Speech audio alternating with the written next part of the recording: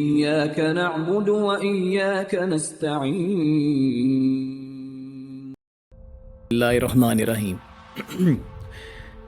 قربانی کے موقع پر اکثر لوگ بھینس ذبح کرتے ہیں اور اسے گائے کی قربانی کے برابر سمجھتے ہیں، لیکن کیا واقعی بھینس کی قربانی اسلام میں جائز ہے؟ یہ ایک اہم سوال ہے، اور آج ہم اس پر سائنسی، شرعی اور تاریخی بنیادوں پر بات کریں گے۔ اسلامی دنیا میں اس موضوع پر دو رائے موجود ہیں۔ آج کل سوشل میڈیا میں بھی اس پر بحث ہو رہی ہے، اور ہم اس ویڈیو میں یہ ثابت کریں گے کہ بھینس کی قربانی اسلام میں جائز نہیں ہے۔ پہلی اور سب سے بنیادی دلیل یہ ہے کہ بھینس گائے نہیں ہے۔ ان میں ایک جینیٹک اور یا ڈی این اے کا فرق ہے۔ بھینس میں 60 کروموسومز ہوتے ہیں، جبکہ گائے میں 48 یعنی کہ 48 کروموسومز ہیں۔ یہ واضح فرق ثابت کرتا ہے کہ یہ دونوں الگ الگ نوع سے تعلق رکھتے ہیں، ان کا ڈی این اے سسٹم الگ ہے، یعنی بھینس گائے نہیں ہے۔ بھینس اور گائے آپس میں انٹر بریڈنگ یا ملاپ نہیں کر سکتے۔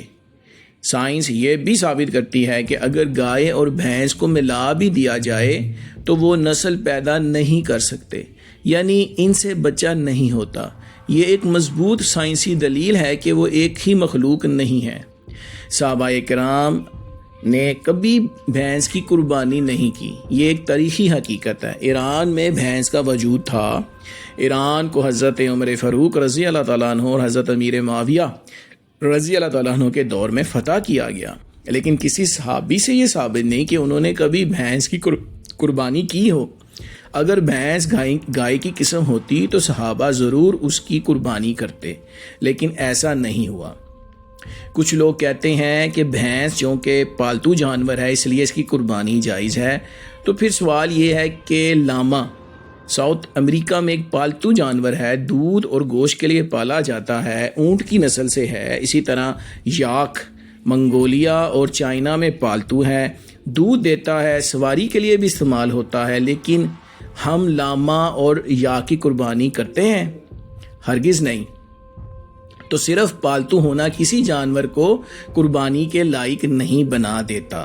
اسلام میں صرف وہ جانور قربانی کے لائق ہیں جو بہیمۃ الانعام میں شامل ہوں، جیسے گائے، بکری، دمبا، بھیڑ اور اونٹ۔ یہ درست ہے کہ کچھ فقہا نے بھینس کی قربانی کو جائز کہا ہے، کیونکہ وہ اسے گائے کی قسم سمجھتے تھے، لیکن اس وقت جینیاتی سائنس یعنی کہ جینیٹک سائنس موجود نہیں تھی، نہ کروموسومز کا علم تھا۔ آج کی سائنس نے ثابت کر دیا ہے کہ بھینس اور گائے دو الگ جانور ہیں، لہٰذا ان فقہا سے اجتہادی غلطی ہوئی، شریعت کے احکام اور علم و حقیقت کی روشنی میں سمجھے جاتے ہیں، اور صحابہ کرام نے بھی بھینس کی قربانی نہیں کی۔ تو نتیجہ یہ نکلا کہ بھینس گائے نہیں ہے، اس کا جینیٹک سسٹم مختلف ہے، ڈی این اے سسٹم مختلف ہے۔ گائے اور بھینس آپس میں نسل پیدا نہیں کر سکتے۔ صحابہ کرام نے بھی بھینس کی قربانی نہیں کی۔ صرف پالتو ہونا قربانی کے لیے کافی دلیل نہیں۔ فقہا کی رائے قابل احترام ہے، لیکن وہ سچائی سے بالا تر نہیں۔ لہٰذا بھینس کی قربانی قرآن، سنت، سائنس اور صحابہ کی سنت کے مطابق جائز نہیں ہے۔ اگر آپ کو یہ ویڈیو مفید لگی ہو تو لائک کریں، سبسکرائب کریں، دوسروں تک بھی پہنچائیں، اور کمنٹس میں اپنی رائے ضرور دیں۔ علم میں اضافہ کریں اور دین کو تحقیق سے سمجھیں۔